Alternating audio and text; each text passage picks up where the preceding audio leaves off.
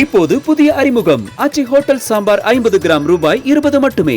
விழுப்புரம் மாவட்டம் அரகண்டநல்லூரில் வெள்ளத்தால் பாதிக்கப்பட்ட மக்கள் திடீர் சாலை மறியலில் ஈடுபட்டனர். முகாமில் உணவு, குடிநீர் உள்ளிட்ட எந்த ஒரு அடிப்படை வசதியும் இன்றி குழந்தைகளோடு அவதியுறுவதாக வேதனை தெரிவித்த அவர்கள் மாவட்ட ஆட்சியர் நேரில் வந்து தங்களுக்கு உத்தரவாதம் அளிக்க வேண்டும் என்று வலியுறுத்தினர். மேலும் வெள்ள பாதிப்பு நிவாரண நிதியை உயர்த்தி வழங்க வேண்டும் என்று போராட்டத்தில் ஈடுபட்ட மக்கள் வலியுறுத்தினர்.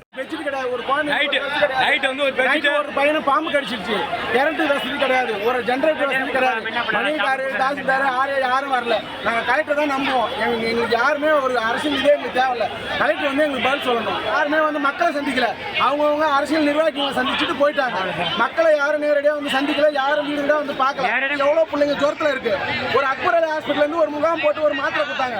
கவர்மெண்ட் ஜிஹெச்ல இருந்து ஒன்று. இப்போது புதிய அறிமுகம் ஆச்சி ஹோட்டல் சாம்பார் 50 கிராம் ரூபாய் 20 மட்டுமே.